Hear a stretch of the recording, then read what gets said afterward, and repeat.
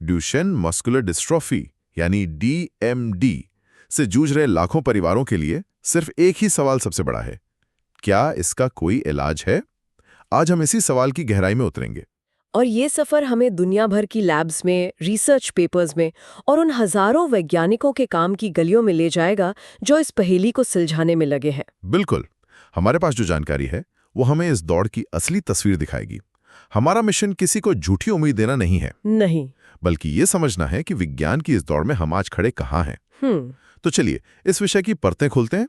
सबसे पहले ये ड्यूशेन मस्कुलर डिस्ट्रॉफी या DMD आखिर है क्या? इसे बिल्कुल आसान भाषा में कैसे समझें? देखिए, सोचिए कि हमारी जो मांसपेशियां हैं वो हजारों धागों से बनी है। ठीक है। तो इन धागों को मतलब मजबूती से एक साथ जोड़े रखने के लिए एक गोंद की जरूरत होती है। इस प्रोटीन आधारित गोंद का नाम है डिस्ट्रोफिन। डिस्ट्रोफिन। DMD एक ऐसी जेनेटिक मतलब आनुवंशिक कंडीशन है जिसमें शरीर ये गोंद बना ही नहीं पाता।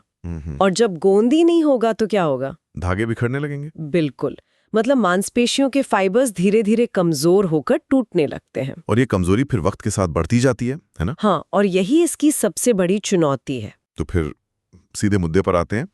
भारत में आज की तारीख में इस बीमारी से जूझ रहे परिवार के लिए जमीनी हकीकत क्या है? क्या कोई पक्का इलाज मौजूद है? देखिए, हमारे पास जो स्रोत है उनमें जो बात साफ तौर पर सामने आती है वो ये है कि आज भारत में DMD का कोई स्थायी इलाज नहीं है। कोई भी नहीं? नहीं, कोई भी ऐसा ट्रीटमेंट नहीं है जो बीमारी को जड़ से खत्म कर सके।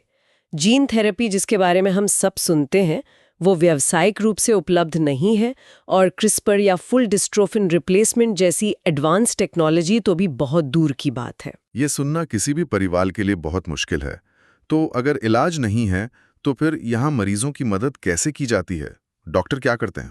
यहाँ पर फोकस इलाज पर नहीं बल्कि देखभाल पर है। अच्छा। इसे सपोर्टिव केयर कहते हैं। इसका मकसद बीमारी की रफ्तार को धीमा करना है और जिंदगी को जितना हो सके बेहतर बनाना है। लेकिन कई परिवार ये सोच सकते हैं कि कुछ नहीं से तो कुछ भला। अगर सपोर्टिव केयर से जिंदगी थोड़ी बेहतर हो रही है तो क्या ये अपने आप में एक बड़ी जीत नहीं है, भले ही ये इलाज ना हो? बिल्कुल, ये बहुत बड़ी जीत है।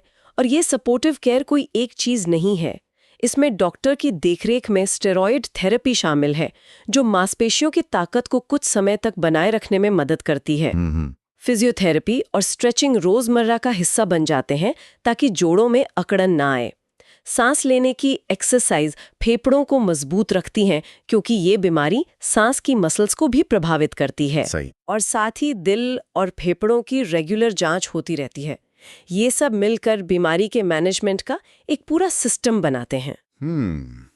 तो ये एक तरह से बीमारी के साथ जीने और उसे लड़ने का एक तरीका है, उसे खत्म करने का नहीं।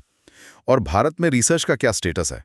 क्या हमें भविष्य में यहीं कोई समाधान मिलने की उम्मीद है? रिसर्च हो तो रही है, लेकिन हमारे पास जो जानकारी है वो बताती है कि ये अभी सीमित पैमाने पर है। मतलब ज्यादातर काम मरीजों की रजिस्ट्री बनाने पर हो रहा है।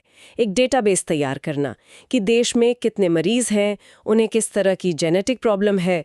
बीमारी के प्राकृतिक विकास का अध्ययन किया जा रहा है, लेकिन जीन थेरेपी जैसे बड़े इलाज पर भारत में फिलहाल कोई बड़े क्लिनिकल ट्रायल नहीं चल रहे हैं। तो इस साफ है कि भारत में फोकस फिलहाल बीमारी को मैनेज करने पर है। ये एक सोबरिंग रियलिटी है। लेकिन इससे सवाल उठता है कि अगर उम्मीद का दरवाजा अभी भारत में पूरी तरह नहीं खुला है तो क्या दुनिया में कहीं और रोशनी नजर आ रही है? चलिए अब ग्लोब पर उंगली घुमाते हैं। हाँ, वैश्विक मंच पर हलचल कहीं ज्यादा है और इस रेस में अमेरिका सबसे आगे दौड़ रहा है। अच्छा।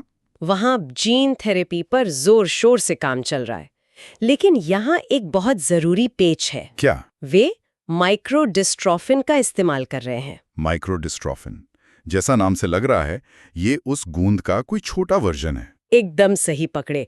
असल डिस्ट्रोफिन प्रोटीन बहुत बड़ा और कॉम्प्लेक्स होता है, इतना बड़ा कि उसे जीन थेरेपी में इस्तेमाल होने वाले वायरस, जिसे वेक्टर कहते हैं, उसमें फिट करके कोशिकाओं तक पहुंचाना लगभग नामुमकिन है।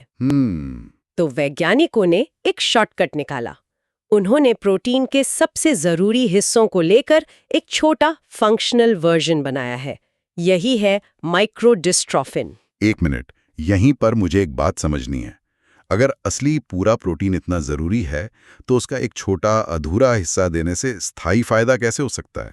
ये तो कुछ ऐसा हुआ कि गाड़ी का पूरा इंजन बदलने की जगह सिर्फ एक ज़रूरी नट बोल्ट कस दिया। आपका सवाल बिल्कुल सही जगह पर है और यही इस थेरेपी की सबसे बड़ी बहस भी है।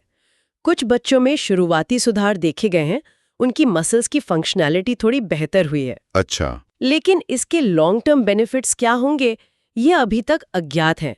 हमें नहीं पता कि इसका असर 5 या 10 साल बाद कैसा होगा। और इसके कोई साइड इफ़ेक्ट्स? हाँ, दूसरा, शरीर का इम्यून सिस्टम कभी-कभी इस बाहरी प्रोटीन पर हमला कर देता है, जिससे साइड इफेक्ट्स का खतरा रहता है। और तीसरा, ये हर तरह के डीएमडी म्यूटेशन के लिए काम नहीं करता। तो ये कोई पक्का इलाज नहीं है? बिल्कुल नहीं, ये एक एक्सपेरिमेंटल ट्रीटमेंट है। तो अमेरिका में उम्मीद की एक किरण है, पर अभी मंजिल बहुत दूर है। यूरोप का क्या हाल है? क्या वहां भी यही चल रहा है? हाँ, ब्रिटेन, फ्रांस और इटली जैसे देशों में भी अमेरिका जैसे ही जीन थेरेपी ट्रायल चल रहे हैं। वो भी माइक्रोडिस्ट्रोफिन पर ही काम कर रहे हैं। लेकिन वहाँ एक और बड़ी चुनौती है। क्या? इन ट्रायल्स में शामिल होने के नियम बहुत सख्त हैं। ज्यादातर परीक्षण छोटे, चलने फिरने में सक्षम बच्चों पर ही किए जा रहे हैं। इसका मतलब तो ये हुआ कि जो मरीज बड़े हो चुके हैं या व्हीलचेयर पर हैं, उनके लिए ये दरवाजे लगभग बंद हैं। ये तो बहुत निराशाजनक है। बिल्कुल, ये एक बहुत बड़ी सीमा है जिस पर दुनिया भर में बहस चल रही है। हमारी रिसर्च में चीन का भी जिक्र है, जहां कुछ बिल्कुल अलग करने की कोशिश हो रही है। वो क्या है? और यहीं पर कहानी सबसे दिलचस्प मोड़ लेती है। चीन एक तरह से नियम ही बदल रहा है।